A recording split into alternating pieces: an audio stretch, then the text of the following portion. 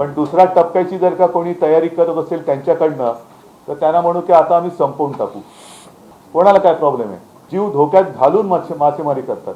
कारण मला आठवते मी मुख्यमंत्री असताना निसर्ग वादळ आलं, त्योक्ते वादळ आलं आणि अक्षरशः काही वेळेला घाम फुटायचा. कारण मी कलेक्टरना जेव्हा चौकशी करायचो ते म्हणाले साहेब अजून एवढे म्हणजे एकूण एवढे मच्छीमार समुद्रात गेलेले, एवढे परत आलेत, अजून एवढे बाकी आहेत, अजून त्यांना संपर्क होत नाही.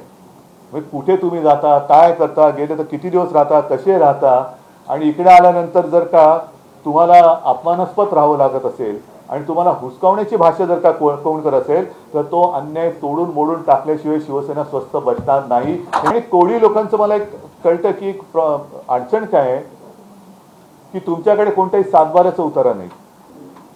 तुमची शेती जर का आपण असं म्हटलं मत्स्य शेती तर समुद्रात जाऊन तुम्ही आता isakal.com आहे देशातील नंबर 1 ची मराठी न्यूज वेबसाईट. प्रत्येक अपडेटसाठी isakal.com ला नक्की भेट द्या. जीव धोक्यात घालून मासेमारी करतात.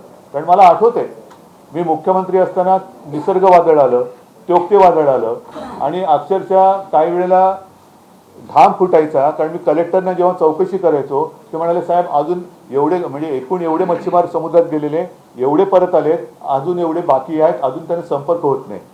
म्हणजे कुठे तुम्ही जाता, काय करता, गेले तर किती दिवस राहता, कसे राहता आणि इकडे आल्यानंतर जर का तुम्हाला अपमानास्पद राहावं लागत असेल आणि तुम्हाला हुसकावण्याची भाषा जर का कोण करत असेल तर तो अन्याय तोडून मोडून टाकल्याशिवाय शिवसेना स्वस्थ बसणार नाही. हे मी तुम्हाला फक्त एकजूट मजबूत ठेवा. त्याच्यामध्ये कोणाला काड्या घालण्याची संधी देऊ नका. आपलं जे काय आहे ना मच्छी का पाणी आणि आपलं मराठी माणसाचं पाणी हे त्याला बरोबर पाजायचं, बाकी काय काळजी करू नका.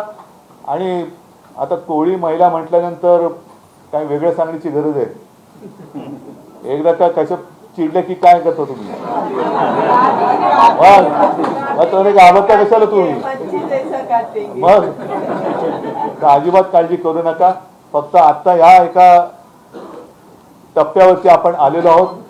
मी म्हणेन हा एक ठीक आहे, पहिला टप्पा आपण जिंकलेला आहोत. पण दुसऱ्या टप्प्याची जर का कोणी तयारी करत असेल त्यांच्याकडनं तर त्यांना म्हणू की आता आम्ही संपवून टाकू, विषयच संपवून टाकू आम्ही. त्याच्यामुळे आता आमच्या नादी लागू नका. केवळ कोळीच नव्हे तर संपूर्ण आहोत आम्ही हिंदू तर आहोतच.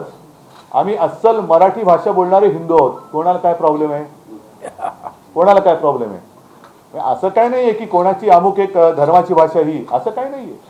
आम्ही अस्सल मराठी बोलतो पण आम्ही हिंदू आहोत. पण तसेच सगळेजण आम्ही एकत्र इकडे आलेलो आहोत. गुण्या गोविंदाने नांदतो आहोत. त्या गुण्या गोविंदामध्ये म्हणजे आम्हाला तुमच्यापेक्षा जास्त खाऱ्या पाण्याची सवय आहे. खाऱ्या पाण्याची सवय आम्हाला जास्त आहे. कारण माझा पण जन्म मुंबईतलाच आहे. तर आमच्या सुखात मीठ कालवण्याचा प्रयत्न करू नका. आम्ही मिठागर निर्माण करणे दोस्त. असेच एकजुटीने राहा. कृष्णा खरंच तुला पण धन्यवाद देतो. जागरूकपणाने काम करतोय. संतोष तुम्ही पण आपली शिवसेनेची ताकद मागे उभी करताय. सगळ्याच महिला काय पुरुष काय म्हणजे अरविंद आहे, सचिन भाऊ, अशोकराव सगळे आम्ही सगळे सोबत आहोत. आदित्य पण आहेच. तर कुठेही डगमगायचं कारण नाही. एकत्र राहा, एकजुटीने राहा आणि जो अन्याय करणारा अन्याय करायला येईल त्याला अन्यायासकट तोडून टाका. एवढंच तुम्हाला सगळ्यांना सांगतो. धन्यवाद. जय हिंद, जय महाराष्ट्र.